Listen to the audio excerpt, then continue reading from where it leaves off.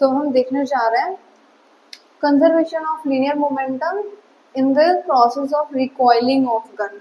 मतलब कि अगर कोई भी गन, रिकॉइल का मतलब ये होता है कि पीछे की तरफ जाना, तो वो किस वेलोसिटी से जाएगी, किस मोमेंटम के साथ जाएगी, ये सारी चीजें।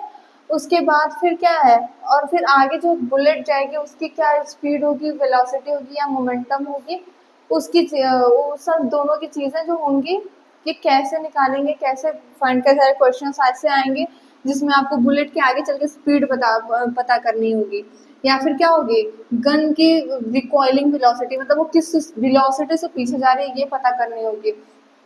मतलब एक सीधा सा प्रोसेस ये है कि अगर हम कोई भी गन चलाते हैं, गन शूट करते हैं, तो वो पीछे भी रिकॉइल करती है। वो क्यों करती है? मोमेंटम को कंजर्व करने के लिए, क्योंकि जो बुलेट आगे जाती है उसकी मोमेंटम कुछ होती है, तो उसे कंजर्व करने के लिए इस गन को थोड़ा सा पीछे आना पड़ता है, तभी क्या होती है, मोमेंटम कंजर्व होती है।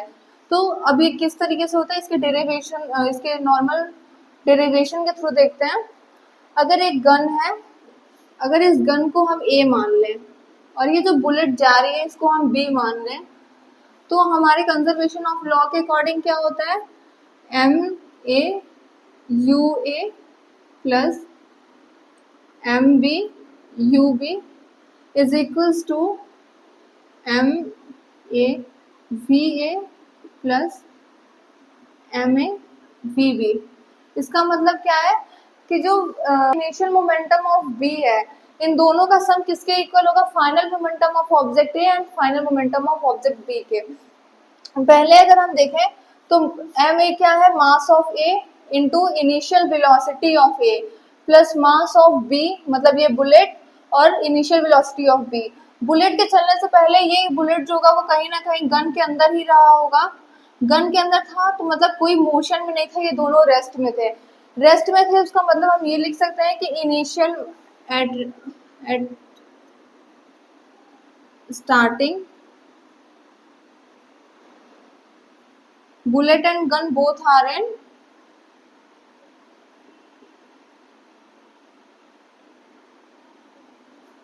rest। इसका मतलब क्या होगा कि U A and U B is equals to zero. Rest में था तो मतलब उसकी इनिशियल वेलोसिटी जीरो थी, तो इसके अकॉर्डिंग हम क्या देख सकते हैं कि M A mass into velocity होता है मोमेंटम, तो यहाँ से हम लिख सकते हैं plus M B U B is equal to zero. इसलिए जीरो हो गई, क्यों?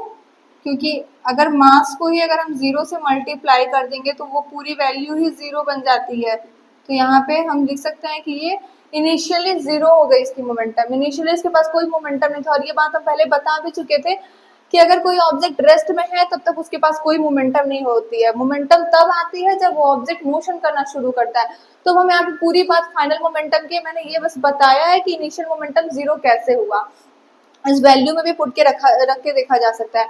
अगर ये वैल्यू जीरो है तो हम इनिशियल में जीरो लिख सकते हैं, इनिशियली जीरो है is equals to M A mass of gun into final velocity of gun plus mass of bullet into final velocity of bullet. ठीक है, अब हम एक चीज ये देख रहे हैं कि ये दोनों सही है, लेकिन हम डायरेक्शन अलग अलग देखेंगे, क्योंकि जो गन है वो पीछे के साइड जाएगी। रिकॉइल में ये क्या होती है, रिकॉइल का मतलब ये पीछे की तरफ है, बैकवर्ड साइड जा रही है, और बुलेट इस साइड जा रही है।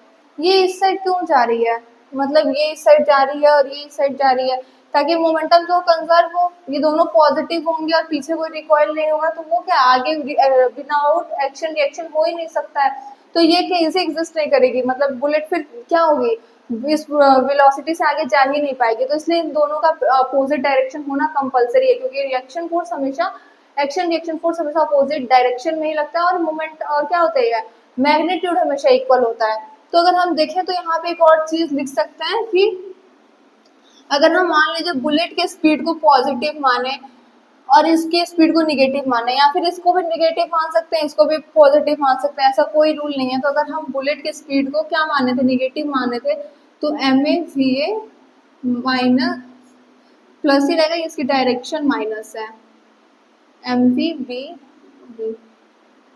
तो अगर हम इसको इस साइड लेके आते तो ये पॉजिटिव हो जाएगी, तो क्या आ गया,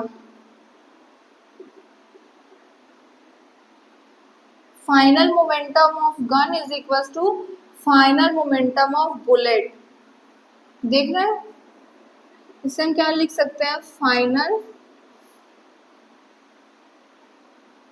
momentum of gun equal to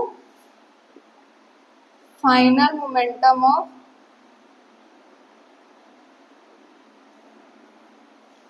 bullet. यहीं पे नहीं, अगर हम रॉकेट प्रोपेल की भी बात करें तो वहां पे भी सेम यही थ्योरी लगती है कि जो इनिशियली क्या होता है, रॉकेट भी एक रेस्ट पोजीशन में होता है, उसके बाद जब उसे प्रोपेल किया जाता है, लॉन्च किया जाता है, तो उसके जो फ्यूल्स होते हैं वो अपोजिट डायरेक्शन में जाते हैं। तो जो फ्यूल्स होते हैं वो फ्यूल्स के पास भी कुछ ना कुछ फ्यूल्स के भी मास होते होंगे, पेट्रोल है, हाइड्रोजन यूज किया जाता है अधिकतर, तो क्या किया जाता है, वो पीछे बैकवर्ड्स के साइड, नीचे के साइड जाते हैं, और जो हमारे पास जो स्पेस क्राफ्ट होती है वो ऊपर जाती है। ये वो भी सेम इसी पे क्या करता है, इसी पे बेस करता है, इसी के अकॉर्डिंग उसे भी होता है। और बाकी चीजों में जैसे बलून है वो आगे की तरफ जा रही है और उसके एयर्स पीछे जा रहे हैं, इसके बाद में कुछ क्या होगी, वेट कुछ मास रही होगी तो उसके पास भी कुछ मोमेंटम आता है, उसके एयर्स के पास भी, तो वो दोनों भी इक्वल ही होते हैं। फाइनल में अगर देखा जाए तो वो दोनों भी इक्वल होते हैं और एक दूसरे को कंजर्व कर रहे होते हैं।